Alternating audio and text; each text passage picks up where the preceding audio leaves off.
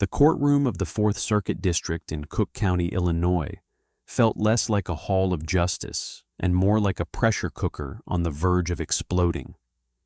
It reeked of heavy lemon floor wax, industrial disinfectant, stale bitter coffee, and the cold, invisible odor of fear.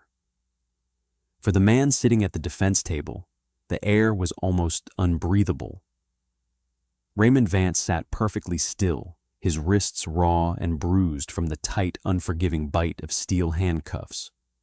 He wore an oversized bright orange jumpsuit that draped heavily over his broad, athletic shoulders.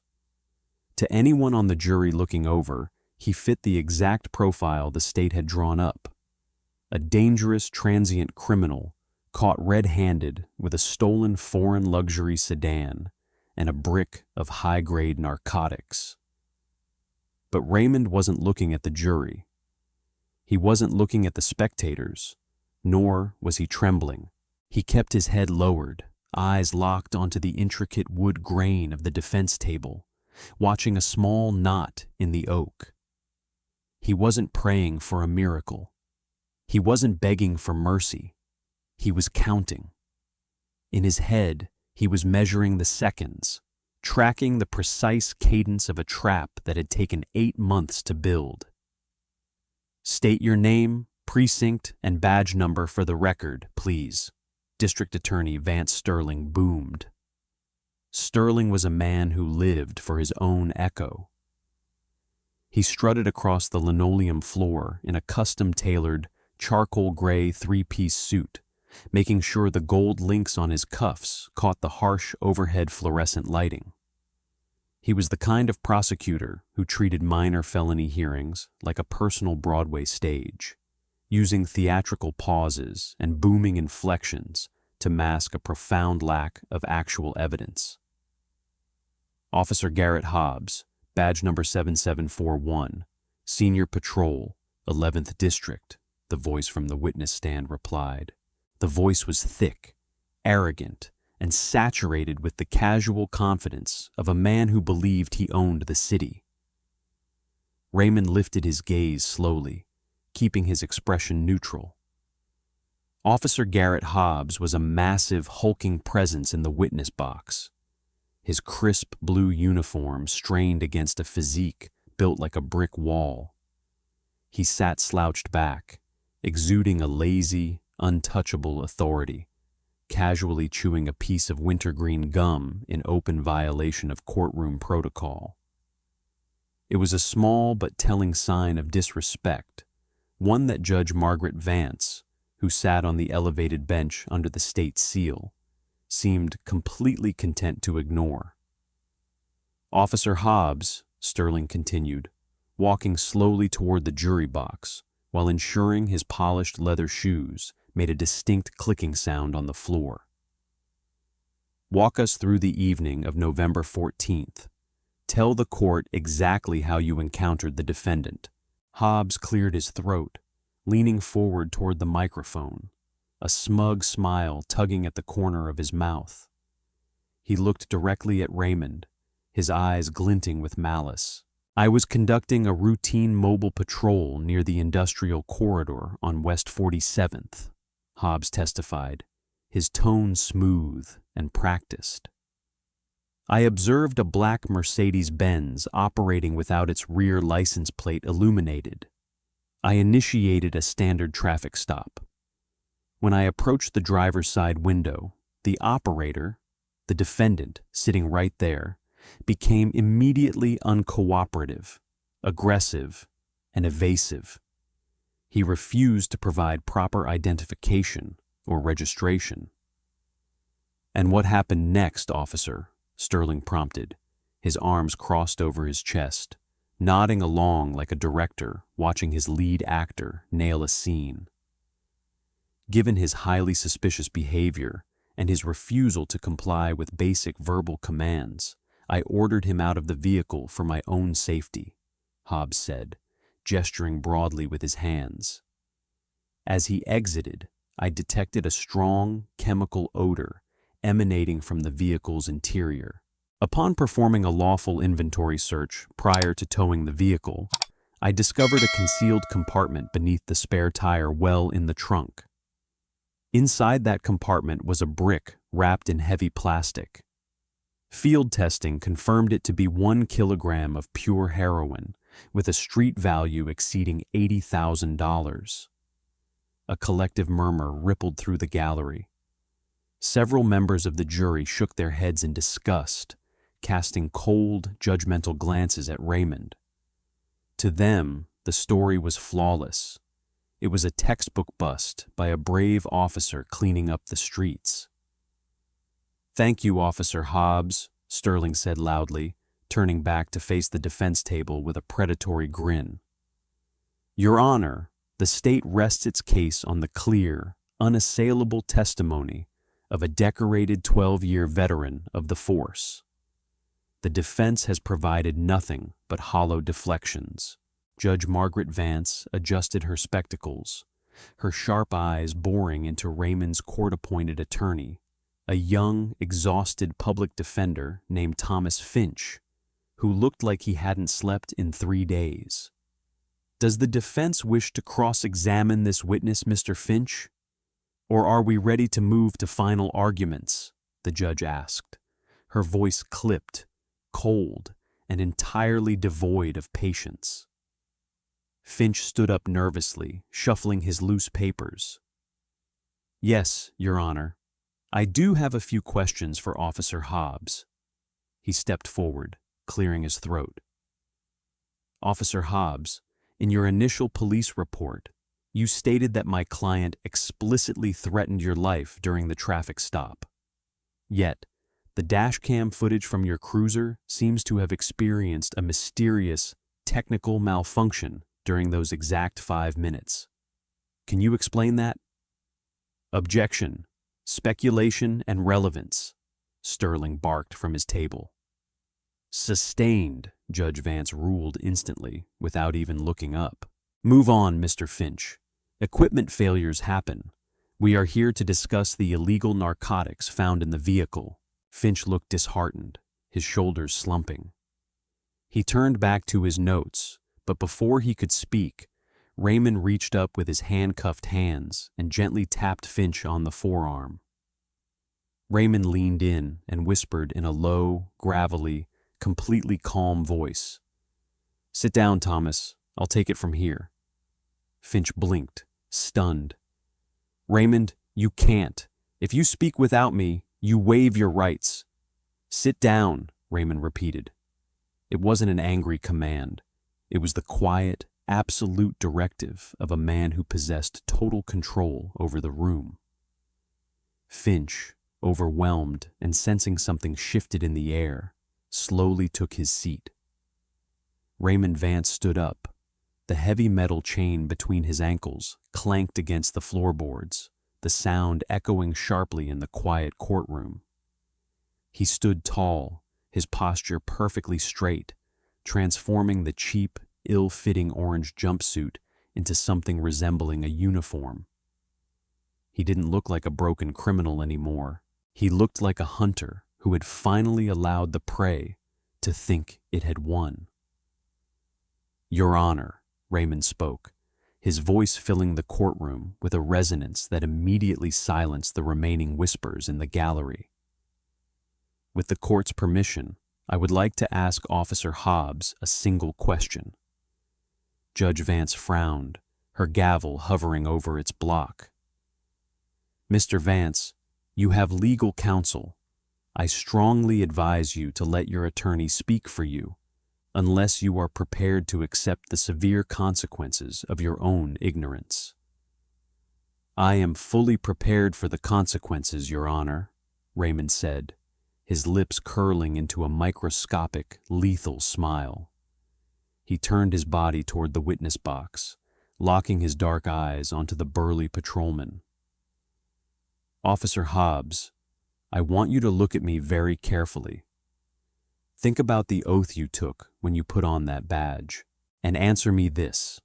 On the night of November 14th, when you allegedly discovered that kilogram of heroin in the trunk of that Mercedes, where exactly did you get it? An uncomfortable silence descended upon the room. D.A. Sterling leaped to his feet, furious. "Objection! This is outrageous, Your Honor. The defendant is making baseless, insulting accusations against a decorated police officer. This is a mockery of the court."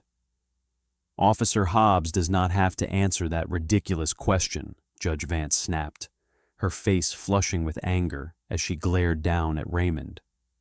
"Mr. Vance, you are out of order. One more outburst like this, and I will have you held in contempt and removed from this courtroom immediately." Hobbs, however, didn't look angry. He let out a short, mocking laugh, leaning back in his chair and crossing his thick arms. "It's fine, Your Honor. Let the criminal talk," Hobbs said smoothly, his eyes dripping with condescension. "I got the drugs from your trunk, pal, because you're a low-life drug runner who got caught. And now you're going away for a very, very long time." Raymond didn't blink. He didn't break eye contact. He simply nodded, a slow, deliberate movement. "A very long time," Raymond repeated quietly. "I agree.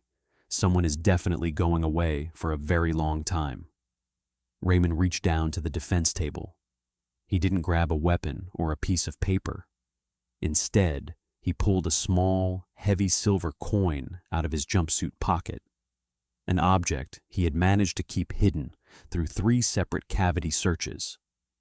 He flipped it into the air with his thumb. It caught the light, spinning rapidly, before landing flat on the oak table with a heavy, distinct clink. It wasn't a coin. It was a heavy, dual-sided federal challenge coin, bearing the gold and blue crest of the Federal Bureau of Investigation, specifically the Public Corruption Task Force. "What is the meaning of this?" Judge Vance demanded, her voice rising an octave. "Remove that object from the table immediately." Raymond didn't answer her. Instead, he looked past the prosecutor, directly toward the heavy double doors at the back of the courtroom. He raised his left hand, counting down with his fingers. 3, 2, 1. Right on cue, the heavy mahogany doors burst open. The loud, synchronized thud of heavy tactical boots shattered the courtroom's stifling atmosphere. A dozen federal agents, clad in tactical vests with the bold yellow letters FBI plastered across their chests, poured into the room. They weren't there to assist the local bailiffs. They moved with terrifying precision, fanning out to secure the exits, their sidearms drawn but kept at a low ready. Leading the team was a tall, sharp-featured black woman in a perfectly tailored dark navy pantsuit, her federal credentials held high in her right hand. Special Agent in Charge Elena Vance marched down the center aisle, her heels clicking like a countdown clock. "Federal agents, nobody move! Secure the room!" she commanded, her voice cutting through the sudden panic like a scalpel. The courtroom erupted into chaos. Spectators gasped, members of the jury stood up in shock, and the bailiffs froze, their hands hovering nervously over their holsters, completely outmatched and outgunned.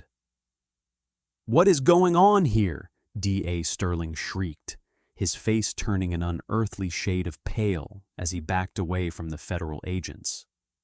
"This is a state court! You have no jurisdiction here! Bailiffs, remove these people!" The bailiffs didn't move an inch.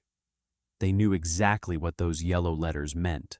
Agent Elena Vance ignored Sterling completely.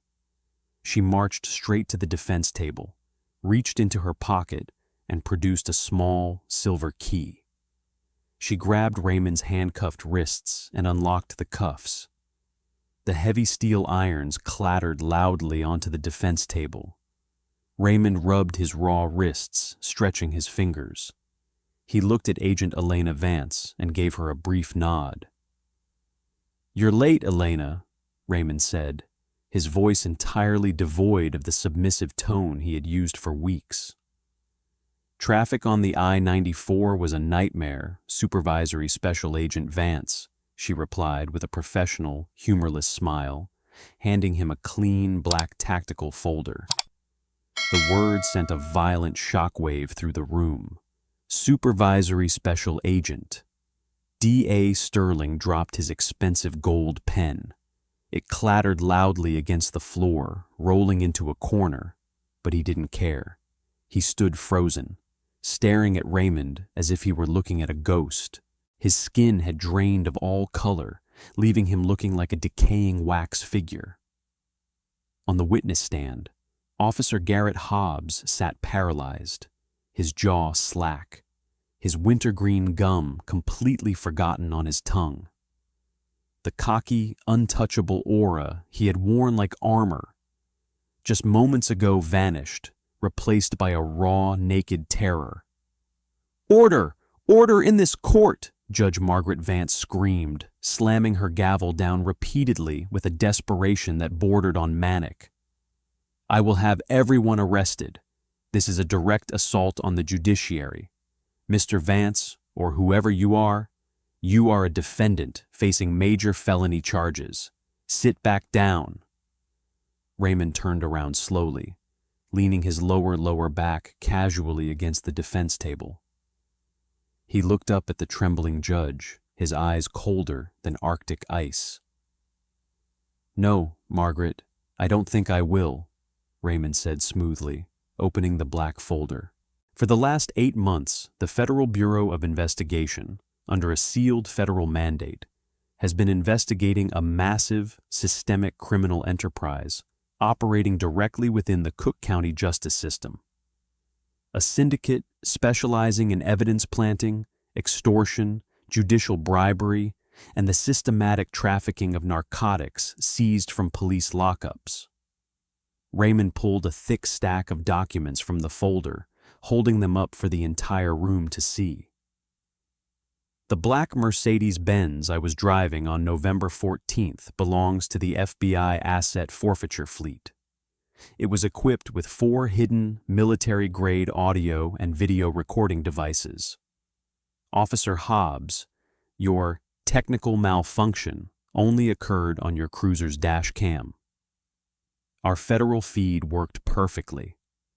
We have you on high-definition video pulling a pre-packaged kilogram of heroin out of your own cruiser's driver's side door, walking it over to my trunk, and placing it inside." Hobbs looked like he was about to vomit. He opened his mouth to speak, but no sound came out.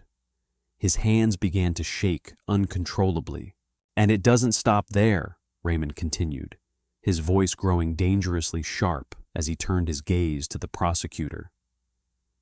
"District Attorney Sterling, we have federal wiretaps capturing 3 separate phone conversations between you and Officer Hobbs over the past 48 hours, detailing exactly how much of the drug proceeds would be funneled into your upcoming re-election campaign fund." "That's a lie. That's illegal. You can't use that," Sterling stammered, his voice cracking into a high-pitched whine as he clutched the edges of his table for support. "It's entirely legal when authorized by a federal judge under Title III wiretap warrants, Vance," Raymond replied coldly. "Signed by a real judge, not a criminal wearing a robe."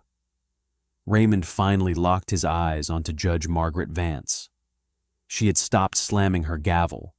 Her hand was trembling so violently she dropped it. She looked at the federal agents standing at every exit, and the realization of her complete downfalls finally settled into her chest. "And finally, Your Honor," Raymond said, emphasizing the title with heavy, dripping sarcasm, "we have the offshore banking records for a shell company registered in the Cayman Islands under your maiden name. Over the last 2 years, exactly $450,000 have been deposited into that account. Bribes paid directly by local drug syndicates to ensure that certain cases were thrown out, while innocent individuals who refused to pay protection money were sent to maximum security prisons. The courtroom was so quiet you could hear the hum of the fluorescent lights. The jury looked on in absolute horror, realizing they had been used as pawns in a grotesque, corrupt theater production. "Agent Vance," Raymond said, turning to Elena, "execute the warrants." Elena nodded sharply. "Officer Garrett Hobbs, Vance Sterling, and Judge Margaret Vance. By order of the United States District Court for the Northern District of Illinois, you are under arrest for federal conspiracy, violations of the RICO Act, extortion under color of official right, and perjury." Two federal agents stepped up to the witness stand. They grabbed Hobbs by his thick arms, pulled him out of the box, and forced his hands behind his back. The sharp, metallic click of handcuffs locking into place echoed through the room, the exact same sound Raymond had been forced to endure for weeks. Hobbs offered no resistance. He looked completely broken, his eyes staring blankly at the floor. Another pair of agents walked over to Sterling, who looked as though he might faint. They locked his wrists in steel, ignoring his quiet, pathetic whimpers about his career and his reputation. Finally, Elena Vance walked up the steps to the judicial bench. She stood over Judge Margaret Vance, who was pale, frozen in her leather, high-back chair. "Step down from the bench, Margaret," Elena said quietly, her tone carrying the absolute weight of federal authority. "The court is adjourned, permanently." With trembling hands, the woman who had spent decades dictating the fates of thousands stood up.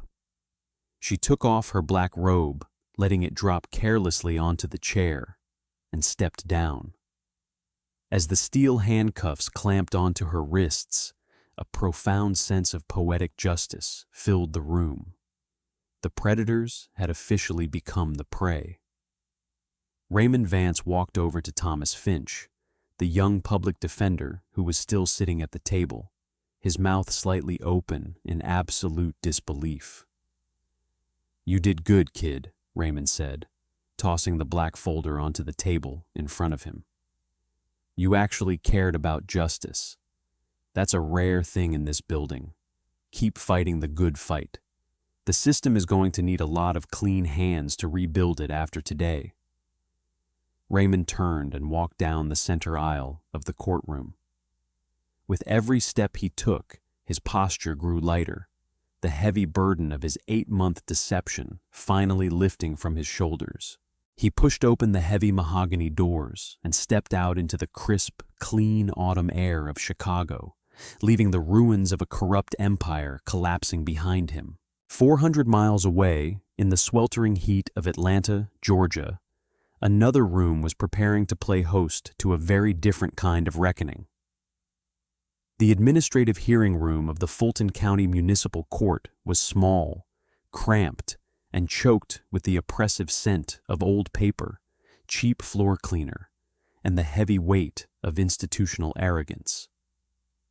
Sitting on a hard, wooden bench near the back of the room was a young black man wearing a faded, grease-stained mechanic's uniform with the name tag Malik stitched over the left pocket.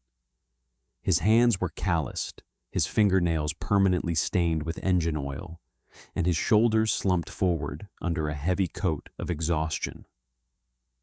To anyone passing by, he looked like just another unfortunate soul trapped in the grinding gears of the municipal court system.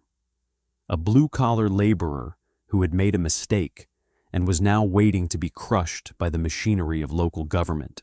But beneath the stained cotton uniform and the tired posture, a pair of sharp, calculating dark eyes watched every single movement in the room. His name wasn't Malik. He wasn't a mechanic. He was Supervisory Special Agent Marcus Vance, an elite federal operative from the FBI's Civil Rights Division, working deep undercover on a specialized mission, codenamed Operation Iron Gavel. For 6 grueling months, Marcus had lived in a cramped, roach-infested apartment in one of Atlanta's poorest neighborhoods, working a grueling 10-hour shift at a local auto repair shop. He had endured racial slurs, random police harassment, and the soul-crushing weight of systemic poverty, all to get close to a singular, highly protected target, Judge Carlton Brooks. Judge Brooks was a titan in the local judiciary. He was a man of impeccable breeding, wealthy, politically connected, and universally feared. He had spent 25 years cultivating an image of a stern, no-nonsense traditionalist who kept the city safe from criminal elements. But the FBI had received multiple confidential tips indicating that Brooks was running a highly sophisticated, predatory extortion ring out of his courtroom, targeting low-income minority defendants who couldn't afford high-priced legal representation. The door to the inner chambers opened, and a bailiff with a protruding stomach and a bored expression stepped out into the room. Case number 4412, State versus Malik Davis, the bailiff droned into a small microphone. Step forward. Marcus stood up slowly, wiping his stained hands on a rag before tucking it into his pocket. He walked down the center aisle, stepping past the rows of wooden benches where other terrified defendants sat waiting for their names to be called. He took his place behind the small wooden podium at the front of the room. Sitting high above him on the elevated judicial bench was Judge Carlton Brooks. Brooks was an elderly man with thin silver hair combed back perfectly, wearing a black silk robe that looked expensive. He adjusted his gold-rimmed reading glasses, looking down at the paperwork in front of him with an expression of profound disgust, as if the mere presence of Marcus was an insult to his court. "Malik Davis," Judge Brooks said, his voice deep, dry, and entirely devoid of human warmth. "You are charged with operating an unlicensed commercial repair facility, multiple building code violations, and resisting a code enforcement officer. The fines accumulated over the past 90 days total $12,500. How do you plead?" "Your Honor, if I may speak," Marcus said, his voice deliberately shaky, pitch perfect for a terrified, uneducated young man trying to survive a hostile system. "I don't own that shop. I'm just a mechanic. I make $12 an hour trying to feed my family. The owner of the shop fled the state 2 months ago. I have nothing to do with the licensing or the building codes. I can barely afford my rent, let alone $12,000. Judge Brooks didn't look up from his papers. He let out a cold, dismissive sigh, flipping a page over with an aggressive snap. "I am not interested in your excuses or your personal sob stories, Mr. Davis," Brooks said coldly. "The law is the law. The violations occurred at the property where you were found operating. Under municipal ordinance, as the primary operator present, you are held liable. If you cannot pay the fine today, I am going to sentence you to 180 days in the county correctional facility." Marcus feigned a look of panic, his hands gripping the edges of the wooden podium tightly. 180 days? Your Honor, please. If I go to jail, my family loses everything. We'll be evicted. There has to be another way. I'm a good citizen. I've never been arrested in my life. Judge Brooks finally lowered his glasses, his eyes locking onto Marcus with a predatory intensity. He leaned forward over the high bench, lowering his voice slightly, though the microphone still captured the menacing undertone of his words.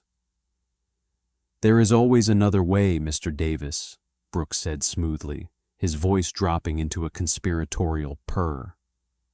"But justice requires cooperation.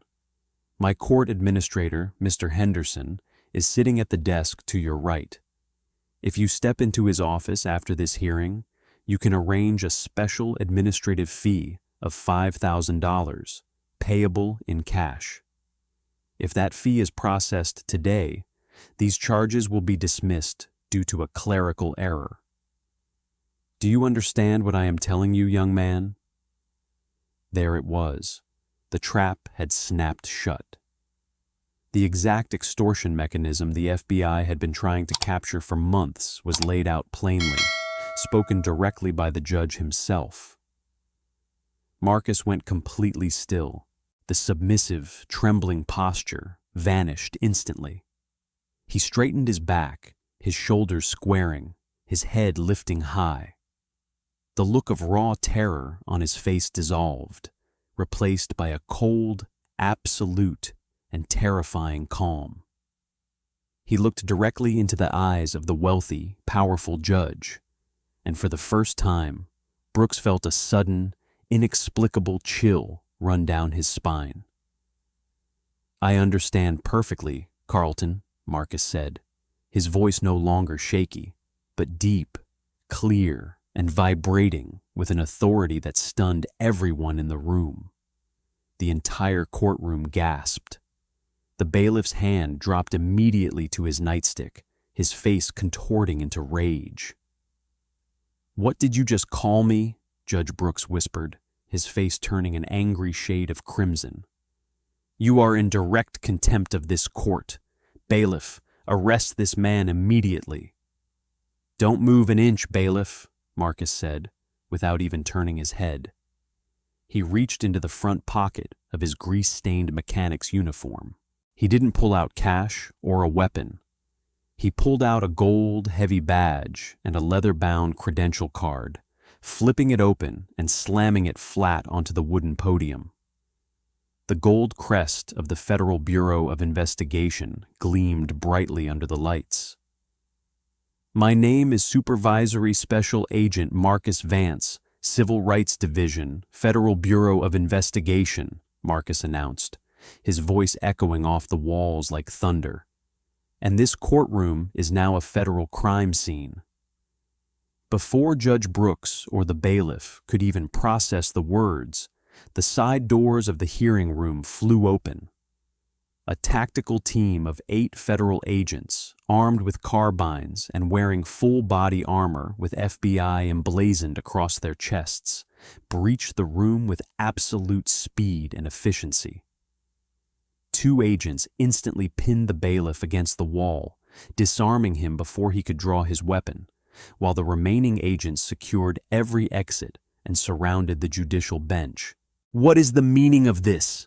Brooks roared, standing up from his chair, his hands shaking with a mixture of fury and sudden, creeping dread. "This is an unconstitutional intrusion. I am a superior court judge. You have no authority over my chambers." "Your chambers are covered by federal law under Title 18, Section 242, Deprivation of Rights under Color of Law," Marcus said, walking slowly up the steps of the judicial bench, looking down at the trembling old man. For the past 6 months, every single conversation in this room, every special administrative fee discussed in Mr. Henderson's office, and every cash drop made at the bank down the street has been recorded by federal audio surveillance. We have you on tape extorting over 80 low-income citizens, Carlton. You use the power of the United States Constitution as a weapon to rob the very people you were sworn to protect. Marcus pulled a document from his pocket and tossed it onto the judge's desk, right over his gold reading glasses.